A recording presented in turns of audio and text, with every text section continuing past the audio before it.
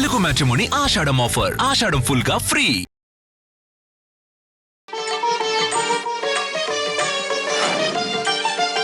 శుభమస్తు. శ్రీరామ జయం. ఓం నమః శివాయ. సోమవారం శివారాధనకు ప్రత్యేకం. శివారాధన చేసే సమయంలో ప్రత్యేకమైన కొంత శ్రద్ధ మనం చూపవలసి ఉంటుంది. శివుడిని పూజించే తరుణంలో భస్మధారణ తప్పనిసరి. అయితే ఉద్యోగ విధులు, బాధ్యతలు ఈ కారణంగా అంతంత పొడవుగా భస్మరేఖలు ధరించి కార్యాలయానికి వెళ్ళడం ఇబ్బంది కలగవచ్చు. అలాగే భస్మరేఖలు ధరించడం ఎలా అనే ప్రశ్న కూడా పలువురిలో మనస్సులో మెదులుతూ ఉంటుంది. నీరు, గాలి, ఆకాశం, తేజస్సు, మట్టి ఏదైనా కూడా అంతా శివద్రవ్యమే. అరచేతిలో అగ్నిరితి భస్మ, వాయురితి భస్మ, జలమితి భస్మ, స్థలమితి భస్మ, వ్యోమేతి భస్మ అని వేద ప్రమాణం. భస్మం ఎలా ధరించాలి అంటే స్నానం చేసిన అనంతరం ఒక చోట చక్కగా కూర్చొని ఓం నమః శివాయ, ఓం నమః శివాయ 5 సార్లు ఓం నమః శివాయ మంత్రాన్ని మనసులో అనుకున్న తర్వాత ఎడమ అరచేతిలో కాసింత భస్మం వేసుకోవాలి. ఆవు పిడకని అగ్నిలో అర్పించిన అనంతరం నీడన ఆరబెట్టిన ఆ పిడక నుగ్గు కానీ, భస్మములో నుంచి సేకరించిన భస్మం కానీ ఇది మాత్రమే విభూతి అవుతుంది.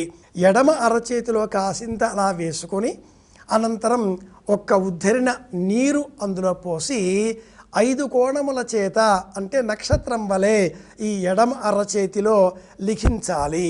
ఇలా పంచకోణాకారాన్ని లిఖించిన తర్వాత ఒక్కొక్క కోణములో ఒక్కొక్క అక్షరం ఓం మధ్యలో రాసి నమః శివాయ 5 కోణములలో 5 అక్షరాలు అలా వ్రాసిన తర్వాత ఈ 2 చేతులను ఇలా కాసేపు ఒకదానితో మరొకటి అలదుతూ ఓం నమః శివాయ, ఓం నమః శివాయ, ఓం నమః శివాయ ఇలా నామమంత్రం చెప్పినా చాలు.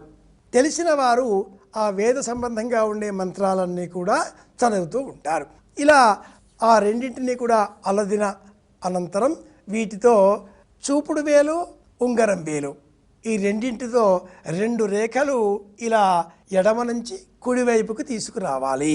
పై గీత, క్రింది గీత. 3 వేళ్ళు కాకుండా చూపుడు వేలు, ఉంగరం వేలు ఈ రెండింటితో మాత్రమే ఇలా ఎడమ నుంచి కుడికి 3 వేళ్ళు పెట్టేసి ఇలా పట్టీలాగా అనేకులు అలంకరిస్తూ ఉంటారు. అలా చెయ్యకూడదు. భస్మధారణ చాలా ప్రత్యేకమైనటువంటి అంశం. పై గీత, క్రింది గీత, పింగళ, ఇడ అనేటటువంటి ఈ నాడులకు ప్రత్యేకంగా ఉండేటటువంటి గీతలు ఇవి. పై గీత, కింది గీత ఇలా ఈ వైపు నుంచి ఈ వైపుకి చూపుడు వేలు పైకి, ఉంగరం వేలు దిగువకు తెచ్చిన తర్వాత బొటన వేలితో ఈ చేతిలో ఉండేటటువంటి ఇంకా మిగిలిపోయిన భస్మాన్ని కొంత బొటన వేలితో ఇలా స్వీకరించి ఈ బొటన వేలితో కుడి నుంచి ఎడమకి తీసుకువెళ్ళాలి. 2 రేఖలు అటు నుంచి ఇటు రాగా ఒక్క రేఖ ఇటు నుంచి అటు వెళుతుంది.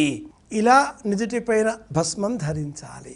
అనంతరం మళ్ళీ ఈ 2 చేతులను అలదుకొని 2 భుజములు, 2 బాహుదండలు, 2 చేతి స్తంభములు, అలాగే ముంజెయ్యి భాగములు, వీపు వెనక, మెడ వెనక ఇలా మొత్తం మీద 14 స్థలములలో భస్మమును అలదుకొనవలసి ఉంటుంది. తదుపరి ఆ 2 చేతులను కూడా కాసింత నీరు పోసుకొని కలిపేసేసేసి చక్కగా కడిగి శుభ్రం చేసుకొని తడి వస్త్రములతో తుడుచుకోవాలి. కుంకుమను ధరించడం కూడా ఒక ప్రత్యేకం.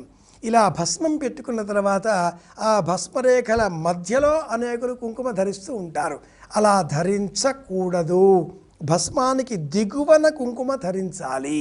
భస్మం మధ్యలో కుంకుమ ధరించిన ఎడల అది రజోగుణాత్మకం అవుతుంది.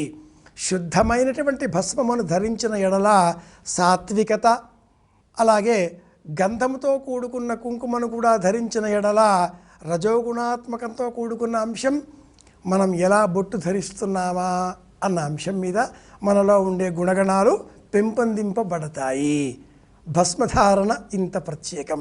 ప్రాచీనులు స్నానం చేసిన తర్వాత చిట్ట చివరగా దేహమంతా కూడా అలుదుకొని వచ్చి కూర్చున్నాక ఆచమనం చేస్తాం, నీరు పెట్టుకుంటాం, పొడి వస్త్రం ధరించి ఉంటాం. ఆ నీటితో ముందు భస్మం ధరించేవారు. అగ్నిరితి భస్మ, వాయురితి భస్మ, జలమితి భస్మ. వట్టి నీటితో కూడా మనం భస్మం ధరించాలి. భస్మం త్రైలోక్య సాధనం. భస్మం ధరించినట్లయితే ప్రపంచాన్ని జయించేటటువంటి మనోబలం మనకు పరమేశ్వరుడు ఇంత సులభంగా ఇస్తాడు. భస్మం ధరిద్దాం, అందరి క్షేమాన్ని కోరుదాం. మళ్ళీ కలుసుకుందాం. ఓం నమః శివాయ.